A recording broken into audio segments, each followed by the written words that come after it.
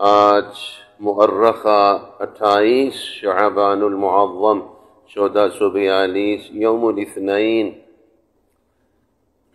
ایک طویل سفر سے واپسی پر اسلام آباد میں ہی ارادہ تو پہلے تھا، لیکن کوئی فرصت اس طرح میسر نہ آ سکی تو یہ خیال ہوا کہ آج اسلام آباد پہنچتے ہی رمضان مبارک کے حوالے سے کچھ گزارشات تاکہ ہم سب اللہ جل شانہ کے اس مہمان کا کما حقہ اکرام اور استقبال کر سکیں اور اہتمام کر سکیں۔ چنانچہ حق تعالی شانہ کی رحمت ہی رحمتیں شامل حال ہیں۔ اللہ جل شانہ قبول فرمائے، ہم سب کو استعداد، صلاحیت، توانائی، فہم کامل درجے میں نصیب فرمائے۔ میرے محبوب صلی اللہ علیہ وسلم کو رمضان شریف کا کتنا انتظار ہوتا تھا۔ تقریباً 2 ماہ پہلے ہی رجب کا چاند دیکھ کر یہ دعا فرماتے تھے، اللہم بارک لنا فی رجب وشعبان وبلغنا رمضان۔ اب رمضان مبارک کیا ہے؟ بظاہر عام دنوں کے مقابلے میں اس میں 2 ہی چیزیں زیادہ ہیں، ایک دن کا روزہ ہے، ایک رات کی تراویح ہے۔ ارشاد فرمایا دن کا روزہ اللہ جل شانہ نے تم لوگوں پہ فرض کیا ہے اور رات کی تراویح میں نے تمہیں ہدیے میں دی ہے۔ رمضان المبارک میں حق تعالی شانہ کا اپنے بندوں پہ انعام اور اکرام بڑھ جاتا ہے۔ اللہ تعالیٰ کا مہینہ ہے یہ، اور اس میں دن کا روزہ اور رات کی تراویح میں 20 رکعت، ہر رکعت میں 2 سجدے ہیں۔ میرے آقا صلی اللہ علیہ وسلم نے فرمایا بندہ اپنے رب سے کسی بھی وقت اتنا قریب نہیں ہوتا جتنا کہ سجدے کی حالت میں ہوتا ہے۔ سورہ اقرا کی آخری آیت میں حق تعالی شانہ نے بڑے ہی پیار سے یہ بات ارشاد فرمائی، جس کا ترجمہ ہے سجدہ کرو اور میرے پاس آ جاؤ، سجدہ کرو اور میرا قرب حاصل کرتے جاؤ۔ اللہ جل شانہ کے قرب کا کوئی ذریعہ سجدے سے بڑا نہیں ہے، اس لیے عام طور پہ بھی اپنی نماز میں ہمیں چاہیے کہ ہم سجدہ ذرا طویل کیا کریں۔ اپنی انفرادی نمازوں میں سجدہ ذرا طویل ہو، سجدے میں بندہ اپنے رب کے سب سے زیادہ قریب ہوتا ہے۔ سجدہ جتنا زیادہ لمبا ہوگا حق تعالی شانہ کا قرب اور پیار اتنا زیادہ نصیب ہوگا۔ چنانچہ اللہ جل شانہ نے تراویح میں 40 سجدے عطا فرمائے، گویا روزانہ 40 اپنے قرب کے مقامات اللہ تعالیٰ نے ہمیں عطا فرمائے۔ ایک طرف تو دن میں روزے سے قرب بڑھ رہا ہے، دوسری طرف رات کو تراویح سے قرب الہی میں اضافہ ہو رہا ہے۔ رمضان شریف میں اللہ جل شانہ کی رحمتیں نازل ہوتی ہیں، دعاؤں کا بھی اہتمام۔ عصر سے مغرب کے درمیان کا وقت بہت ہی قیمتی وقت ہوتا ہے، گھر کے سب افراد بھی، مستورات بھی، مرد حضرات بھی یہ وقت اعمال میں، دعاؤں میں اللہ تعالیٰ سے مانگنے میں گزاریں۔ نوافل کا بھی زیادہ اہتمام ہو، نفلی عبادات بھی خوب ہو۔ اگر فرائض میں سے اپنے ذمہ کوئی باقی نہیں ہے، فرض نمازیں نہیں ہیں، تو پھر نوافل کی کثرت ہونی چاہیے۔ سنن مؤکدہ کے علاوہ نفلی عبادتوں کا بھی زیادہ اہتمام ہو۔ عام دنوں میں تہجد، اشراق، شاش اور اوابین کا بھی جذبہ رہتا ہے، رمضان شریف میں اور زیادہ ہو۔ اوابین کی 6 رکعتیں ہوتی ہیں، احادیث مبارکہ میں 20 رکعتوں تک کا تذکرہ آیا ہے اوابین کے۔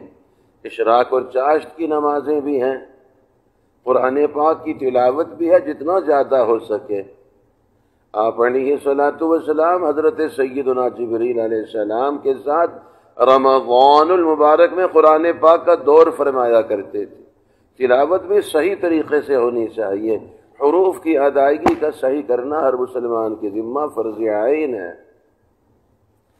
قرآن پاک کی تلاوت کی اپنی اپنی شان ہے، اور اللہ تعالیٰ کے بندے کی اپنی اپنی ایک آن اور ایک کیفیت ہے۔ چنانچہ بہت سے حضرات روزانہ ایک قرآن پاک تلاوت مکمل فرماتے ہیں۔ بہت سے حضرات عام دنوں کے مقابلے میں رمضان شریف میں دگنی تلاوت فرماتے ہیں۔ عام دنوں میں جتنی تلاوت اس سے کئی گنا زیادہ رمضان شریف میں تلاوت۔ تو چنانچہ 10 پارے روزانہ ہوں، 3 دن میں ایک قرآن پاک مکمل، 5 پارے روزانہ ہوں، 6 دن میں ایک قرآن پاک مکمل ہے، 3 پارے روزانہ ہو، 10 دن میں ایک قرآن پاک مکمل ہے۔ آخری درجے میں کم از کم ایک پارہ تو ہونا چاہیے کہ رمضان شریف بھی ہو، اللہ تعالیٰ کا قرآن پاک بھی مکمل ہو جائے۔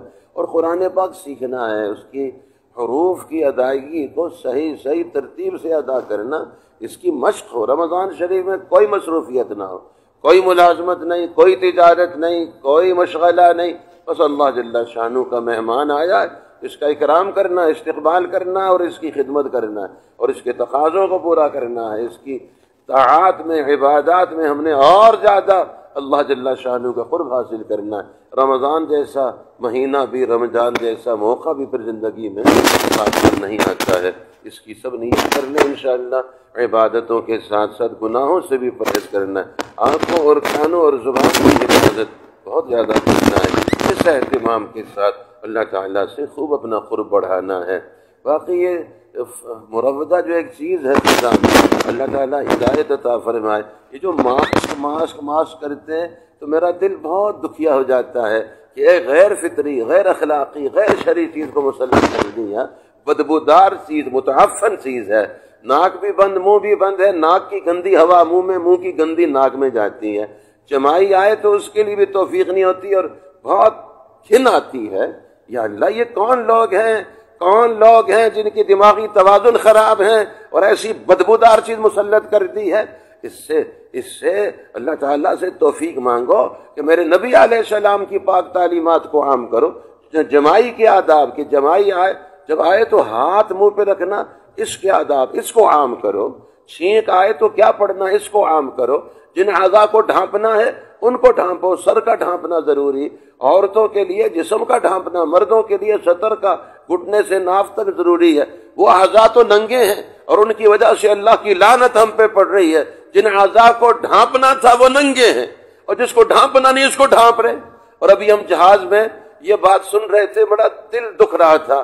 جہاز میں کپتان اعلان کر رہا تھا کہ ہم روانہ ہو گئے ہیں، ڈیرہ غازی خان سے گزر رہے ہیں اور 8:35 پر اسلام آباد پہنچ جائیں گے۔ جو لوگ ماسک نہیں پہنے ہوئے ان کے خلاف چارہ جوئی ہوگی۔ جو لوگ جہاز میں ماسک نہیں پہنے ہوئے اترتے ہی ان کے خلاف مقدمہ درج ہوگا۔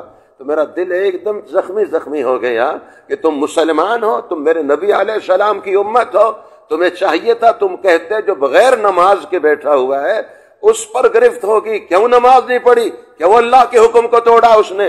بغیر نماز کے رہنا خطرہ ہے، مگر بغیر ماسک کے رہنے کی بات تو تم کرتے ہو، بغیر نماز میں رہنے کی بات نہیں کرتے ہو۔ اللہ تمہیں توفیق دے، میرا دل زخمی ہے، میں تمہارے لیے ہدایت کی دعائیں کرتا ہوں۔ غیر فطری، غیر اخلاقی، غیر انسانی چیز مسلط کر دی تم نے، جانوروں سے بدتر سلوک کر دیا۔ جانوروں کے منہ پہ جو چھکا اور چھکلی ہوتی ہے اس میں بھی سوراخ ہوتے ہیں، اور مجھے بتایا گیا وہ بیچارے پانی بھی پی لیتے ہیں، سانس بھی لے لیتے ہیں۔ ہمارے منہ پہ تو اس سے بھی زیادہ گندی چیز مل دی ہے تم نے۔ ہم اپنے رب سے بھی معافی مانگتے ہیں، غیر فطری چیز ہمارے اوپر مسلط کر دی ہے۔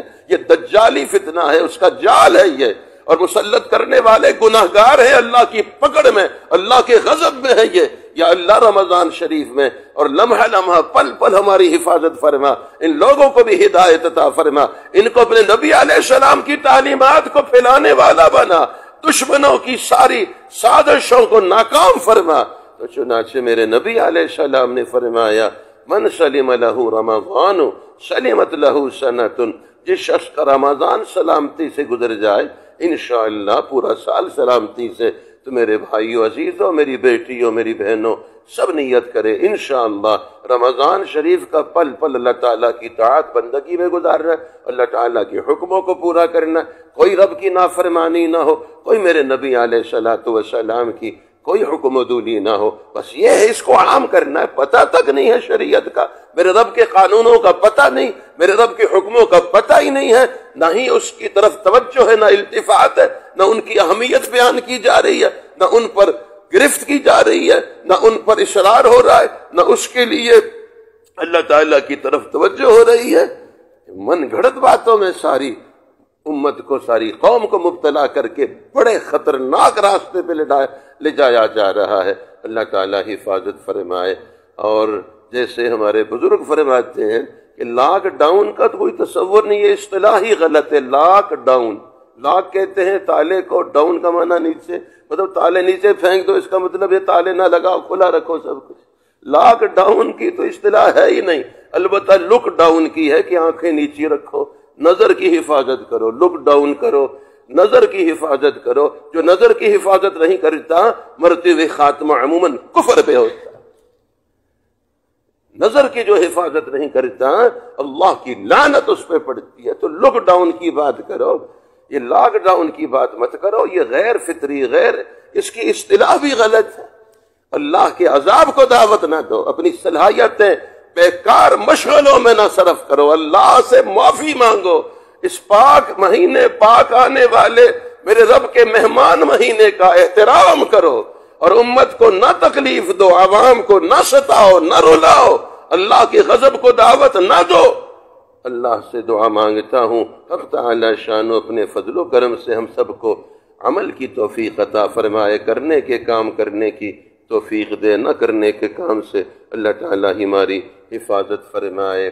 اور انشاءاللہ تبارک و تعالی ارادہ کیا ہوا ہے کہ داڑھی مبارک، اس کی برکتیں کتنی ہیں، جیسے وہاں استنبول میں، ترکی میں عرض کیا تھا کہ صرف داڑھی مبارک کی برکتیں یہ ہیں، داڑھی مبارک کی برکت سے، داڑھی مبارک کی برکت سے 1,00,000 قسم کے بیکٹیریا سے حفاظت ہوتی ہے۔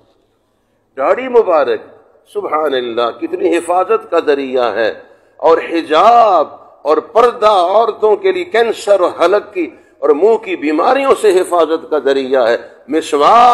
مسواک دانتوں کی اور مسوڑوں کی اور حلق کے کینسر سے حفاظت کا ذریعہ ہے، اور تہجد اور عبادت اور فرض نماز کی پابندی اور تلاوت اور ذکر اور درود پاک اور اللہ کی یاد، یہ کتنی خوفناک قسم کی وباؤں بلاؤں سے حفاظت کا ذریعہ ہے۔ مسواک کی کثرت، مسواک کا اہتمام، نظر کی حفاظت، ناخنوں کا تراشنا، ناخنوں کو تراشنا کتنی بڑی رحمت کا ذریعہ ہے، ناخن رکھنا کتنی بڑی نحوست کا ذریعہ ہے۔ یہ سب باتیں بنیادی ہیں۔ انشاءاللہ تبارک و تعالی اللہ تعالیٰ توفیق دیں گے تو ضرور کچھ گزارشات کرتا ہے، اس کا بھی ہم دعا مانگتے ہیں۔ اللہ تعالیٰ ہمارے اس مذاکرے کو، اس پیغام کو جو دوران سفر ہو رہا ہے، اللہ تعالیٰ ہم سب کی بخشش کا، ہدایت کا، سدھرنے کا، سنورنے کا، اللہ تعالیٰ کے قرب کا، اپنے نبی علیہ السلام کی شفاعت کا اور ہدایت کے عام ہونے کا، رحمت و برکتوں کے نازل ہونے کا ذریعہ بنائے۔